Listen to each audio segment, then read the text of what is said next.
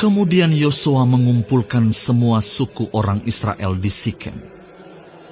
Dipanggilnya para tua-tua orang Israel, para kepalanya, para hakimnya, dan para pengatur pasukannya, lalu mereka berdiri di hadapan Allah. Berkatalah Yosua kepada seluruh bangsa itu, "Beginilah firman Tuhan, Allah Israel. Dahulu kala di seberang sungai Efrat, disitulah diam nenek moyangmu, yakni Terah, ayah Abraham, dan ayah Nahor, dan mereka beribadah kepada Allah lain. Tetapi aku mengambil Abraham bapamu itu dari seberang sungai Efrat, dan menyuruh dia menjelajahi seluruh tanah Kanaan. Aku membuat banyak keturunannya dan memberikan Ishak kepadanya. Kepada Ishak kuberikan Yakub dan Esau. Kepada Esau kuberikan pegunungan Seir menjadi miliknya. Sedang Yakub serta anak-anaknya pergi ke Mesir. Lalu aku mengutus Musa serta Harun dan menulahi Mesir, seperti yang kulakukan di tengah-tengah mereka. Kemudian aku membawa kamu keluar. Setelah aku membawa nenek moyangmu keluar dari Mesir, dan kamu sampai ke laut, lalu orang Mesir mengejar nenek moyangmu dengan kereta dan orang berkuda ke laut Teberau. Sebab itu, berteriak-teriaklah mereka kepada Tuhan. Maka diadakannya gelap antara kamu dan orang Mesir itu, dan didatangkannya air laut atas mereka, sehingga mereka diliputi. Dan matamu sendiri telah melihat apa yang kulakukan terhadap Mesir. Sesudah itu, lama kamu diam di padang gurun. Aku membawa kamu ke negeri orang Amori yang diam di seberang sungai Yordan. Dan ketika mereka berperang melawan kamu, mereka kuserahkan ke dalam tanganmu, sehingga kamu menduduki negerinya. Sedang mereka kupunahkan dari depan kamu. Ketika itu, Balak bin Sipor, Raja Moab, bangkit berperang melawan orang Israel. Disuruhnya memanggil Bileam bin Beor untuk mengutuki kamu. Tetapi aku tidak mau mendengarkan Bileam, sehingga ia pun memberkati kamu. Demikianlah aku melepaskan kamu dari tangannya. Setelah kamu menyeberangi sungai Yordan dan sampai ke Yeriko, berperanglah melawan kamu warga-warga kota Yeriko, orang Amori, orang Feris, orang Kanaan, orang Het, orang Girgasi, orang Hewi, dan orang Yebus. Tetapi mereka itu kuserahkan ke dalam tanganmu. Kemudian aku melepaskan tabuhan, mendahului kamu dan binatang-binatang ini, menghalau mereka dari depanmu, seperti kedua raja orang Amori itu. Sesungguhnya bukan oleh pedangmu dan bukan pula oleh panahmu. Demikianlah kuberikan kepadamu negeri yang kamu peroleh tanpa bersusah-susah, dan kota-kota yang tidak kamu dirikan, tetapi kamulah yang diam di dalamnya. Juga kebun-kebun anggur dan kebun-kebun zaitun yang tidak kamu tanami, kamulah yang makan hasil. sebab itu, takutlah akan Tuhan dan beribadahlah kepadanya dengan tulus ikhlas dan setia. Jauhkanlah Allah yang kepadanya nenek moyangmu telah beribadah di seberang sungai Efrat dan di Mesir, dan beribadahlah kepada Tuhan. Tetapi jika kamu anggap tidak baik untuk beribadah kepada Tuhan, pilihlah pada hari ini kepada siapa kamu akan beribadah. Allah yang kepadanya nenek moyangmu beribadah di seberang sungai Efrat, atau Allah orang Amori yang negerinya kamu diami ini. Tetapi aku dan seisi rumahku, kami akan beribadah kepada Tuhan. Lalu bangsa itu menjawab, jauhlah daripada kami meninggalkan Tuhan untuk beribadah kepada Allah lain. Sebab Tuhan Allah kita, Dialah yang telah menuntun kita dan nenek moyang kita dari tanah Mesir, dari rumah perbudakan, dan yang telah melakukan tanda-tanda mujizat yang besar ini di depan mata kita sendiri, dan yang telah melindungi kita sepanjang jalan yang kita tempuh, dan di antara semua bangsa yang kita lalui. Tuhan menghalau semua bangsa dan orang Amori, penduduk negeri ini, dari depan kita. Kami pun akan beribadah kepada Tuhan, sebab Dialah Allah kita. Tetapi Yosua berkata kepada bangsa itu, tidaklah kamu sanggup beribadah kepada Tuhan, sebab Dialah Allah yang kudus. Dialah Allah yang cemburu. Ia tidak akan mengampuni kesalahan dan dosamu. Apabila kamu meninggalkan Tuhan dan beribadah kepada Allah asing, maka Ia akan berbalik daripadamu dan melakukan yang tidak baik kepada kamu, serta membinasakan kamu setelah Ia melakukan yang baik kepada kamu dahulu. Tetapi bangsa itu berkata kepada Yosua, tidak, hanya kepada Tuhan saja kami akan beribadah. Kemudian berkatalah Yosua kepada bangsa itu, kamulah saksi terhadap kamu sendiri bahwa kamu telah memilih Tuhan untuk beribadah kepadanya. Jawab mereka, kamilah saksi. Ia berkata, maka sekarang jauhkanlah Allah asing yang ada di tengah-tengah kamu, dan condongkanlah hatimu kepada Tuhan, Allah Israel. Lalu jawab bangsa itu kepada Yosua, kepada Tuhan, Allah kita, kami akan beribadah, dan firman-Nya akan kami dengarkan.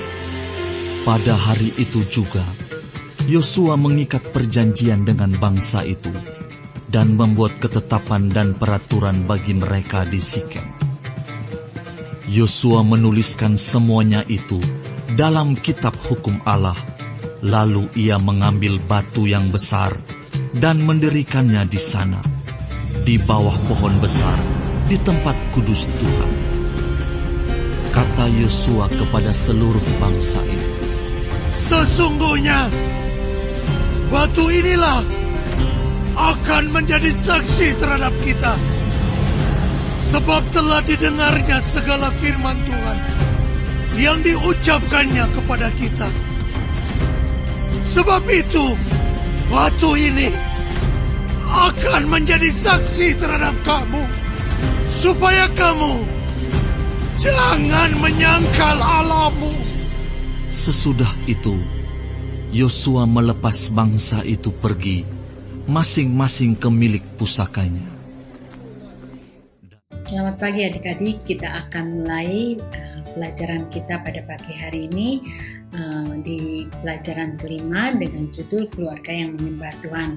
Tapi sebelumnya kita akan berdoa terlebih dahulu. Kami mau bersyukur kepadamu Tuhan pada pagi hari ini, karena Tuhan sudah memberikan kekuatan dan kesehatan kepada kami, sehingga pada pagi hari ini kami dapat bersama-sama dengan teman-teman kami yang lain untuk belajar bersama tentang kebenaran firman Tuhan. Kami berdoa biarlah setiap firman Tuhan boleh menjadi pelajaran bagi kami dan kami boleh taat melakukannya. Kasih kami siap mendengarkannya Bapa. Tuhan berbicara kepada kami. Dalam nama Yesus Kristus kami berdoa. Amin. Adik-adik, kita tetap bicara mengenai keluarga. Pagi ini tentang keluarga yang menyembah Tuhan.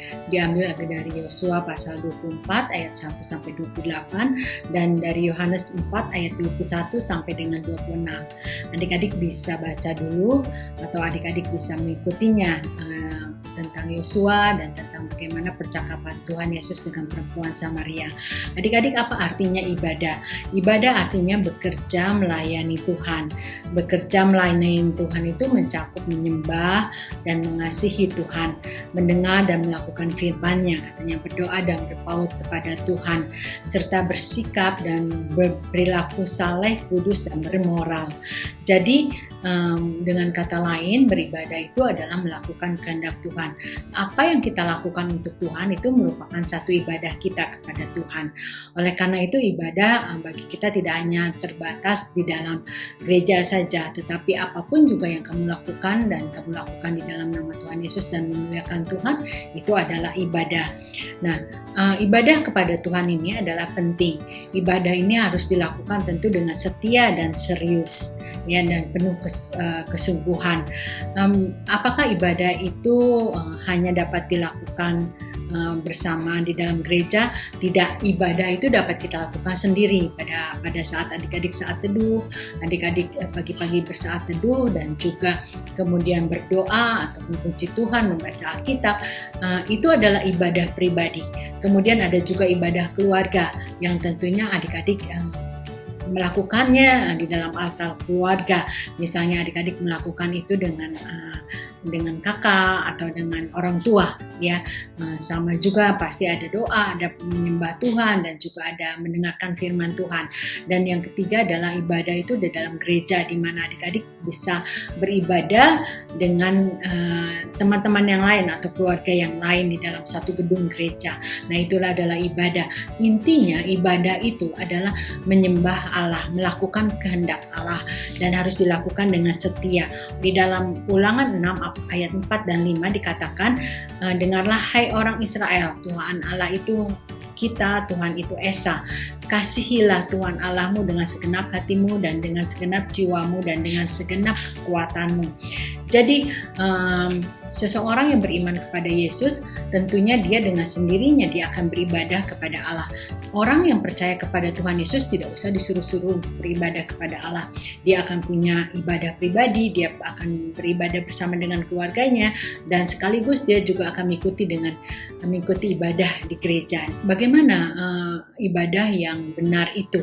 Sebelum kita lihat ibadah yang benar, tapi saya ingin adik-adik melihat bagaimana Yosua dengan setia beribadah kepada Tuhan. Ketika orang-orang Israel itu meninggalkan ibadah kepada Tuhan, tetapi Yosua tetap setia untuk beribadah kepada Tuhan. Jadi kesetiaan itu sangat diperlukan di dalam ibadah. Kita melihat bahwa setia itu, arti setia itu adalah konsisten, terus menerus.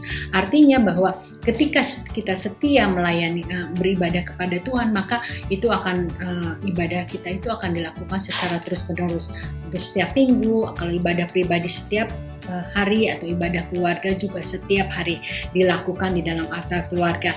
Nah, satu hal bahwa Tuhan Yesus, Tuhan Allah itu tidak menyukai kita yang beribadah secara pelin-pelan. Misalnya sehari ini kita beribadah, minggu ini kita beribadah, nanti kita tidak beribadah semaunya, yang menurut kehendak hati kita.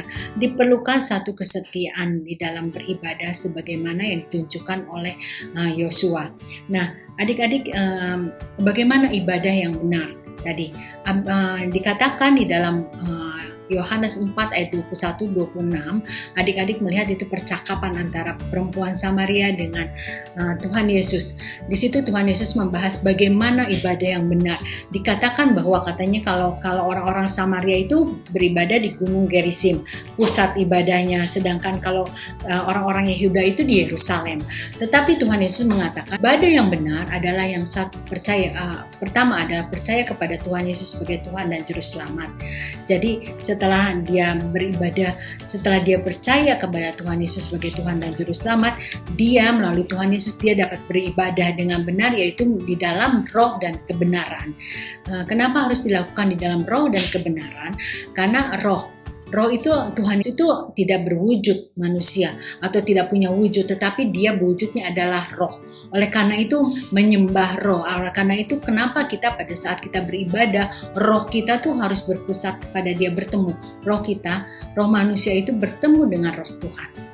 Ya. Dan kemudian itulah di dalam roh dan di dalam kebenaran. Dikatakan di dalam kebenaran itu karena hanya melalui iman kepada Yesus kita bisa menyembah dia di dalam kebenaran. Ingat bahwa dia mengatakan akulah jalan dan kebenaran dan hidup. Jadi Tuhan Yesus itu satu-satunya kebenaran. Ya, oke. Adik-adik kita akan mendengarkan lebih lanjut lagi dari Pastor Alex. Silakan. Shalom Bapak Ibu Saudara-saudari yang sangat dikasihi oleh Tuhan Yesus. Renungan firman Tuhan kali ini adalah dari Yosua 24 ayat 14-28. Judul yang diberikan untuk renungan ini adalah keluarga yang menyembah Tuhan. Berikut adalah atribut dari keluarga yang menyembah Tuhan. Pertama adalah keluarga yang menyembah Tuhan yang benar. Yosua 24 ayat 14. Oleh sebab itu takutlah akan Tuhan dan beribadahlah kepadanya dengan tulus ikhlas dan setia. Jauhkanlah Allah yang kepadanya nenek moyangmu telah beribadah di seberang sungai Efrat dan di Mesir, dan beribadahlah kepada Tuhan. Perhatikan frasa yang digaris bawahi. Firman Tuhan di sini jelas-jelasan menunjukkan bahwa anak Tuhan tidak menyembah ilah-ilah lain selain Tuhan.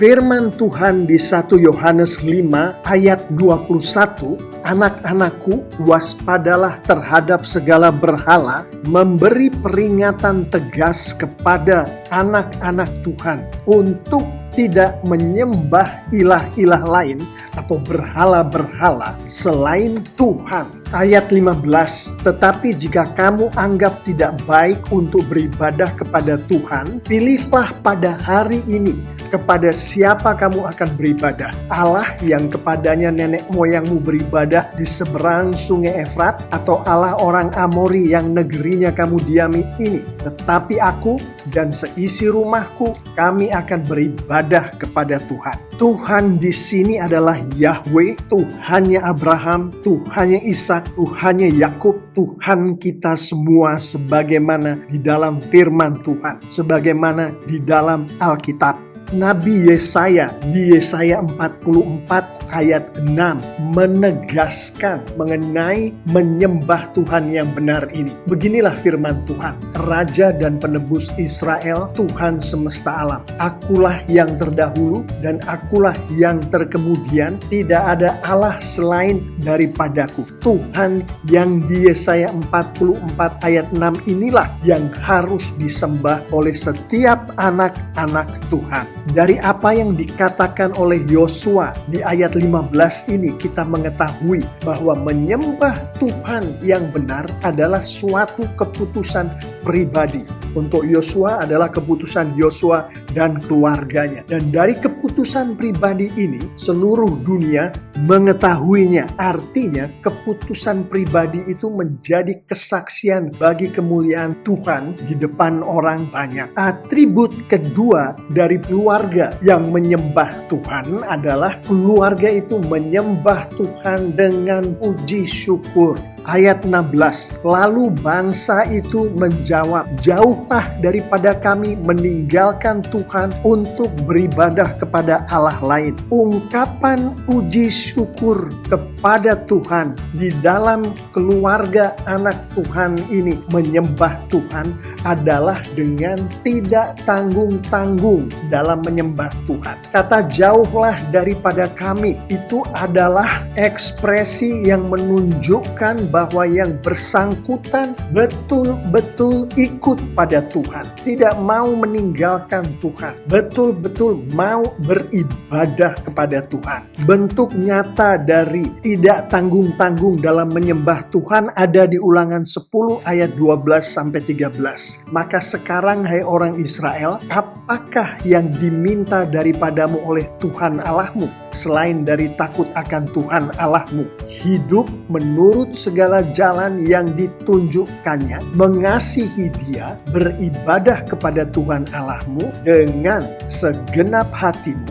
dan dengan segenap jiwamu. Menyembah Tuhan dengan tidak tanggung-tanggung artinya menyembah Tuhan dengan segenap hati dan dengan segenap jiwa. Ayat 17, sebab Tuhan Allah kita, Dialah yang telah menuntun kita dan nenek moyang kita dari tanah Mesir, dari rumah perbudakan, dan yang telah melakukan tanda-tanda mujizat yang besar ini di depan mata kita sendiri, dan yang telah melindungi kita sepanjang jalan yang kita tempuh dan di antara semua bangsa yang kita lalui. Ayat 18, Tuhan menghalau semua bangsa dan orang Amori, penduduk negeri ini, dari depan kita. Kami pun akan beribadah kepada Tuhan, sebab Dialah Allah kita.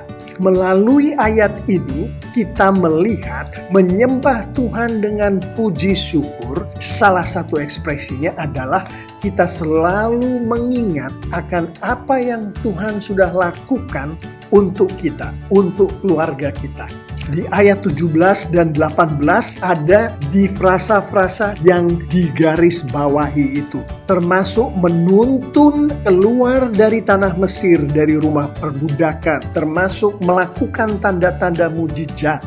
Mazmur 103 ayat 1 dan 2 menunjukkan bagaimana anak-anak Tuhan bersyukur pada Tuhan. Dari Daud, pujilah Tuhan, hai jiwaku, pujilah namanya yang kudus, hai segenap batinku. Pujilah Tuhan, hai jiwaku, dan janganlah lupakan segala kebaikannya. Atribut terlahir yang dimiliki oleh keluarga yang menyembah Tuhan, yang akan kita bicarakan di dalam renungan firman Tuhan ini adalah keluarga yang menyembah Tuhan, membuat perjanjian untuk menunjukkan penyembahan kepada Tuhan itu. Ayat 24, lalu jawab bangsa itu kepada Yosua, kepada Tuhan Allah kita kami akan beribadah dan firman-Nya akan kami dengarkan. Pada hari itu juga Yosua mengikat perjanjian dengan bangsa itu dan membuat ketetapan dan peraturan bagi mereka di Sikem. Ayat ini menunjukkan bagaimana suatu bangsa yang mengenal Tuhan mengikatkan dirinya melalui pemimpinnya Yosua untuk menyembah Tuhan. Keluarga anak Tuhan yang menyembah Tuhan membuat seluruh anggota keluarga itu memiliki perjanjian satu dengan yang lain untuk menyembah Tuhan. Ayat 26, Yosua menuliskan semuanya itu dalam kitab hukum Allah. Lalu ia mengambil batu yang besar dan mendirikannya di sana, di bawah pohon besar, di tempat kudus Tuhan. Kata Yosua kepada seluruh bangsa itu, sesungguhnya batu inilah akan menjadi saksi terhadap kita, sebab telah didengarnya segala firman Tuhan yang diucapkannya kepada kita. Sebab itu batu ini akan menjadi saksi terhadap kamu, supaya kamu jangan menyangkal Allahmu. Di dalam membuat perjanjian dengan bangsanya tadi, Yosua membuat suatu lambang. Di ayat 26 dan 27, lambang itu adalah batu. Di zaman sekarang kita bisa melihat Roma 6 ayat 4. Dengan demikian kita telah dikubur bersama-sama dengan Dia oleh baptisan dalam kematian, supaya sama seperti Kristus telah dibangkitkan dari antara orang mati oleh kemuliaan Bapa, demikian juga kita akan hidup dalam hidup yang baru. Lambangnya di sini adalah baptisan. Untuk hari-hari ini, maka untuk perjanjian yang dibuat oleh keluarga anak Tuhan, bahwa keluarga itu akan menyembah Tuhan, adalah baptisan. Berdoalah kepada Tuhan, ajaklah saudara-saudara Anda, anak-anak Anda, istri Anda, anggota keluarga Anda, agar mereka dibaptis. Baptisan itulah yang melambangkan perjanjian dengan Tuhan, bahwa keluarga anak Tuhan ini akan menyembah Tuhan dan hanya Tuhan yang benar. Demikianlah Bapak, Ibu, Saudara-saudari yang sangat dikasihi oleh Tuhan Yesus. Renungan kita kali ini, keluarga yang menyembah Tuhan dalam konteks Yosua 24 ayat 14-28 adalah keluarga yang menyembah Tuhan yang benar.